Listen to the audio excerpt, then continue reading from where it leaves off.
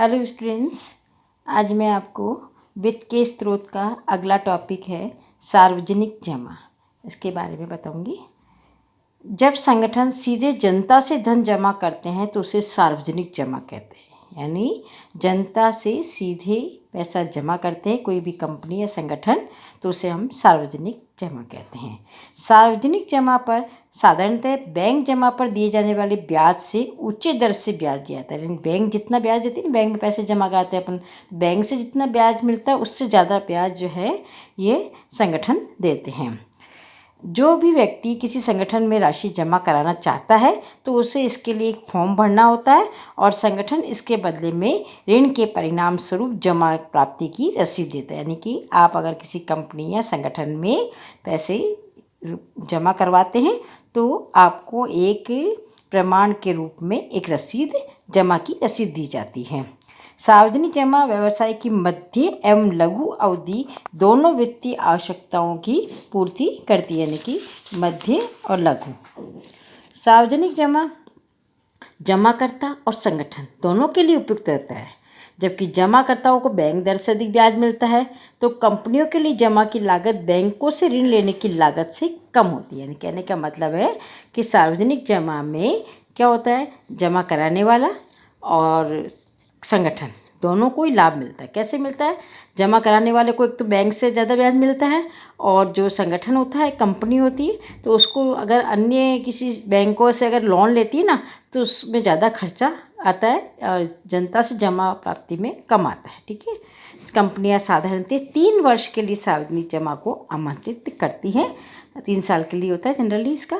और सार्वजनिक जमा की स्वीकृति का नियमन भारतीय रिजर्व बैंक के द्वारा किया जाता है।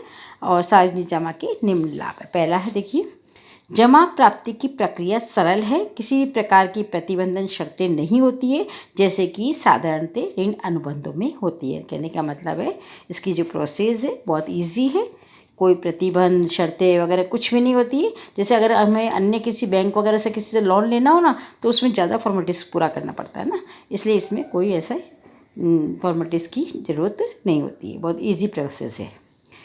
दूसरा है, सार्वजनिक जमा पर किया गया व्यय बैंक व वित्तीय संस्थाओं के ऋणों की लागत से कम होता है। यानी कि जो खर्चा होता है ना कंपनी का, सार्वजनिक जमा पर जो खर्चा होता है वो अगर बैंक से या अन्य वित्तीय संस्थाओं से अगर कोई लोन लेना उससे कम होता है।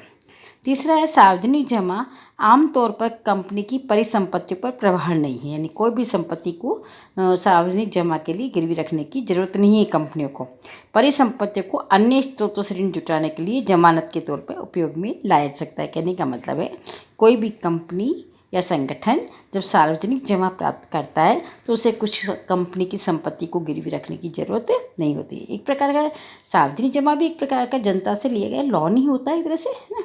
और जब उसकी कंपनी की जो संपत्ति होती है ना वो अन्य कई संगठनों से या स्रोतों से जो ऋण लेती है ना उसमें उसका उपयोग कर सकती है। यहाँ पर उसको गिरवी रखने की आवश्यकता नहीं है।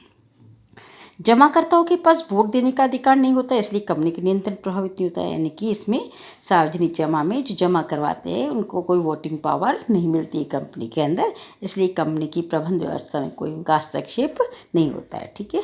अब इसकी सीमाएं क्या हैं? नई कंपनियों के लिए सार्वजनिक जमा के द्वारा कोष जुटाना कठिन होता है। नई कंपनी होती है ना, वो नई कंपनी अगर कोई खुलती है तो आम जनता या लोग उसमें पैसा जमा करना थोड़ा सा कम पसंद करते हैं। उनको कंपनी के बारे में जानकारी नहीं होती ना कि उसकी स्थिति कैसी है, क्या है ना, तो इसलिए नई कंपनियों के लिए सार्वजनिक जमा प्राप्त करना मुश्किल होता है। दूसरा है, ये वित्त प्रबंधन का विश्वास योग्य स्रोत नहीं है, क्योंकि हो सकता है जब कंपनी को धन की आवश्यकता हो तो जनता सहयोग नहीं करेगी। जनता की इच्छा है कब पैसा जमा कराए, है ना। जब आपको आवश्यकता है तो जनता नहीं करे, जब आवश्यकता नहीं, जब जनता करे तो कोई आपका काम का नहीं है उधर। इसलिए जब ज़रूरत हो तो पैसा अगर नहीं मिले तो ये, इसलिए इस पर हम पूरी तरह से इस पर विश्वास करने योग्य नहीं कर सकते हैं कि जनता है, उसकी मर्जी है, जमा करावे नहीं कराए। ठीक है ना। तीसरा, सार्वजनिक जमा को जुटाना कठिन होता है, विशेष से जब तक कि जमा की राशि बड़ी मात्रा, अगर बड़ी मात्रा में हमें पैसे की आवश्यकता हो तो सार्वजनिक जमा के द्वारा प्राप्त करना कठिन होता है। ये टॉपिक आपका पूरा हुआ। अगला टॉपिक है वाणिज्यिक पत्र, कॉमर्शियल लेटर जिसे कहते हैं।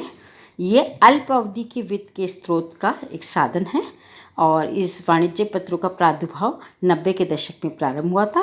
वाणिज्यिक पत्र किसी फर्म द्वारा अल्प अवधि के लिए कोष जुटाने के लिए एक गैर जमानती प्रतिज्ञा पत्र होता है, यानी कि जमानत इसमें भी नहीं होती है, एक प्रतिज्ञा पत्र की तरह होता है ये। इसकी अवधि 90 दिन से 364 दिन तक की हो सकती है, यानी कि कॉमर्शियल लेटर की जो अवधि होती है ना, वो कितने दिन की थी? 90 दिन से 364, यानी 3 महीने से 1 वर्ष तक की हो सकती है। इसे एक फर्म दूसरी फर्म को, बीमा कंपनियों को, पेंशन कोष और बैंकों को जारी करती है। यानी कहने का मतलब है एक फर्म दूसरी फर्म को भी जारी कर सकती है कॉमर्शियल लेटर, और बैंकों को भी जारी कर सकती है ना, बीमा कंपनियों को भी जारी कर सकती है। कहने का मतलब है कि इसमें एक संस्था दूसरी संस्थाओं को कॉमर्शियल लेटर जारी कर सकती है, इसके द्वारा पैसे प्राप्त कर सकती है, क्योंकि ये पूर्णतः असुरक्षित होता है। असुरक्षित है, हम कुछ भी में गिरवी वगैरह कुछ होता नहीं, जमानत कुछ होती नहीं है ना। अच्छी साख वाली फर्में ही वाणिज्यिक पत्र को जारी कर सकती है। जिसकी साख अच्छी होती है वो ही फर्में वाणिज्यिक पत्र जारी कर सकती है, और जो दूसरी फर्में, बीमा कंपनियां, बैंक इन पत्रों को, कॉमर्शियल लेटर को खरीदती है। इससे क्या होता है, कंपनी को पैसा अल्प अवधि के लिए प्राप्त, अल्प अवधि है क्योंकि इसमें 3 महीने से यानी 90 दिन से 364 दिन तक की अवधि कुल है इसकी, है ना। उसके बाद देखिए इसका नियमन भारतीय रिजर्व बैंक की कार्यक्षेत्र में आता है। वाणिज्यिक पत्र के लाभ और सीमाएं देखिए। लाभ क्या है? वाणिज्यिक पत्र को बिना किसी जमानत के बेचा सकता, जमानत की कोई आवश्यकता नहीं है, कॉमर्शियल लेटर ऐसे ही बेच सकते हैं हम, इस पर किसी प्रकार के प्रतिबंध शर्तें भी नहीं होती है। दूसरा है ये एक स्वतंत्र रूप से हस्तांतरणीय विलेख होता है, स्वतंत्र रूप से हम एक व्यक्ति दूसरे व्यक्ति को हस्तांतरित भी कर सकता है, इसलिए इसकी तरलता ज़्यादा होती है, लिक्विडिटी ज़्यादा होती है। ठीक है, अन्य स्रोतों की तुलना में इसमें अधिक कोष जुटाए जा सकते हैं। वाणिज्यिक पत्र जारी करने वाली फर्म के लिए इसे जारी करने की लागत वाणिज्यिक बैंकों से ऋण लेने वाली लागत से कम आती है। कहने का मतलब है अगर हम बैंकों से लोन लेंगे तो उसमें खर्चा ज़्यादा आता है, और वाणिज्यिक पत्र यानी कॉमर्शियल लेटर के द्वारा अगर हम पैसा प्राप्त करते हैं तो इसमें कम खर्च होता है, लागत कम आती है।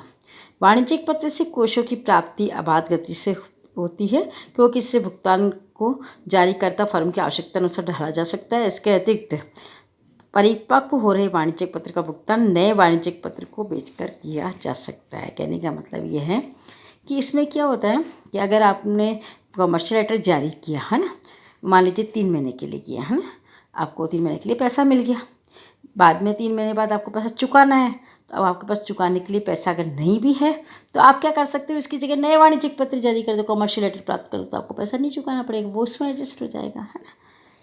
नेक्स्ट है कंपनियां अपने अतिरिक्त कोष को वाणिज्यिक पत्र में लगाकर अच्छा प्रतिफल प्राप्त कर सकती है, यानी कि दूसरी कंपनियां जिसके पास पैसा अतिरिक्त पड़ा है तो इस प्रकार की कॉमर्शियल लेटर वो खरीद लेती है और पैसा इन्वेस्ट कर लेती है। ठीक है, इसकी सीमाएं क्या हैं? वाणिज्यिक पत्रों के माध्यम से केवल अच्छी वित्तीय स्थिति और उच्च कोटि वाली फर्में ही धन जुटा सकती है। नई एवं सामान्य कोटि की फर्में इस पद्धति से धन इकट्ठा नहीं कर सकती है। मैंने आपको पहले ही बताया, जिसकी वित्तीय स्थिति यानी फाइनेंशियल कंडीशन अच्छी होती है और अच्छी साख वाली कंपनियाँ होती है, वो ही पैसा इस माध्यम से जुटा सकती है। नई कंपनी या सामान्य कोटि वाली, है ना, सामान्य स्तर की जो कंपनियाँ हैं उससे पैसा प्राप्त नहीं कर सकती है। दूसरा, वाणिज्यिक पत्र के माध्यम से जो राशि जुटाई जा सकती है वह किसी भी एक समय में आपूर्तिकर्ता के पास उपलब्ध अतिरिक्त रोकड़ तक ही सीमित होती है, यानी कि इससे हम वही पैसा जो है जुटा सकते हैं। भी आज आपके पास अतिरिक्त पड़ा है तो आप कॉमर्शियल लेटर खरीद सकते हैं ना, अतिरिक्त नहीं है तो नहीं खरीद सकते हैं, तो वहीं तक ये सीमित है। वाणिज्यिक पत्र वित्तीयन का एक अव्यक्तिगत साधन होता है। यदि फर्म वित्तीय कठिनाइयों के कारण वाणिज्यिक पत्र का शोधन नहीं कर पाती है तो वाणिज्यिक पत्र की भुगतान तिथि को आगे नहीं बढ़ा सकता है। यानी कहने का मतलब है कॉमर्शियल लेटर जितने समय के लिए जारी किया है वो अगर समय पूरा हो गया और अगर आप पैसा भुगतान नहीं कर सकते हो तो इसके भुगतान की अवधि को आगे नहीं बढ़ाया जा सकता है। तो ये आपका टॉपिक वाणिज्यिक पत्र का और सार्वजनिक जमा का दोनों का पूरा हो गया है। नेक्स्ट टॉपिक है अंशों का निगमन, जिसमें समता अंश, पूर्वाधिकार अंश आएंगे। उसके अगले वीडियो में इसके बारे में बताया जाएगा। Okay, take care, bye.